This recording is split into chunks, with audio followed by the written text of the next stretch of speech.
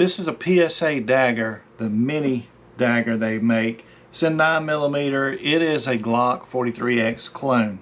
And the customer brought this in. They want to have this installed on it. This is the Holosun, let me make sure I get this right. The EPS carry, enclosed pistol sight.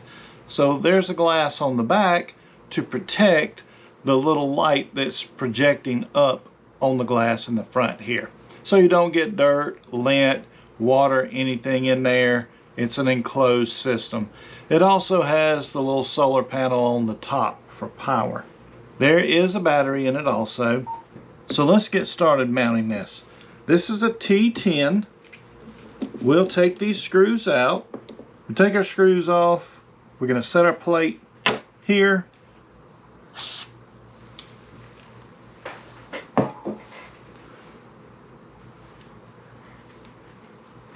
Let me show you how to decide how long the screws need to be to go in here.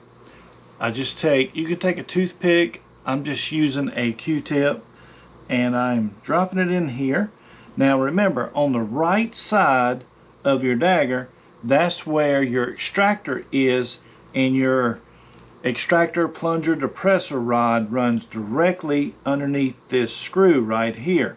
So when you look through this hole, that's what you see is the top of that extractor plunger depressor rod. So you do not want to tighten your screw down to where it starts touching that rod, or if you do, your extractor is not going to work properly. So what I do is I take a little Q-tip, a wooden Q-tip, and I drop it in here.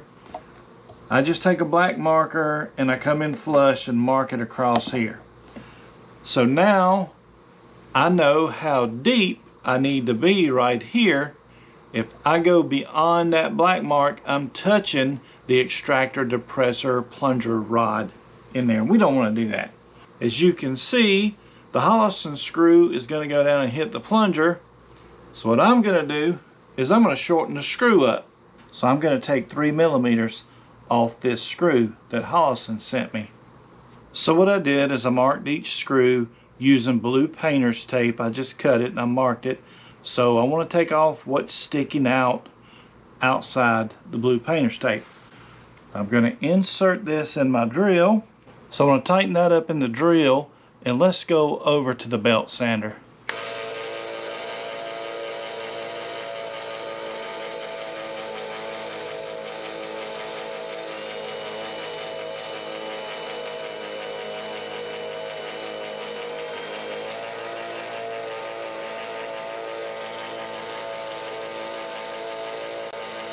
To make sure the screw is the right length, we put it back in the Holosun and we use our gauge that we made, and we are at least 1mm away from the black mark on our gauge.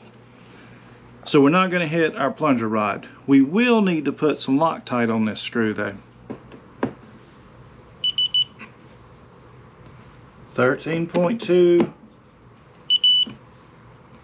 15 inch-pounds, and 15 inch-pounds. So that's what we're looking for when we tighten this down. Grab your slide nice and tight and squeeze it, and try to move your optic. Make sure your optic doesn't move. It's nice and tight on there. You want to be sure that extractor still works.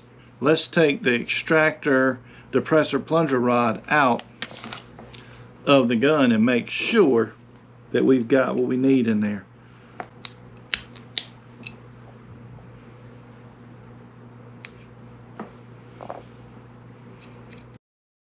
So make sure we don't have any Loctite on it.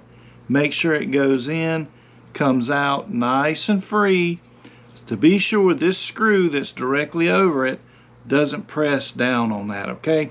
So let's put it back together. Here it is on the firearm.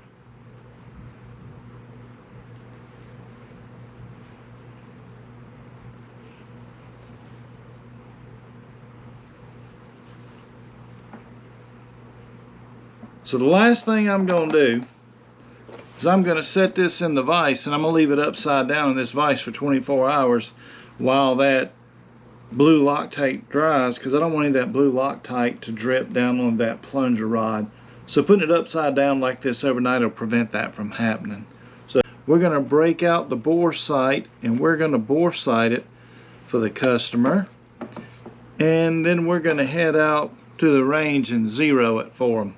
We mounted the gun in the gun vise. We got the laser bore sight in it, and now we're just going to put the green dot on our optic. We're going to match it up with the laser out there.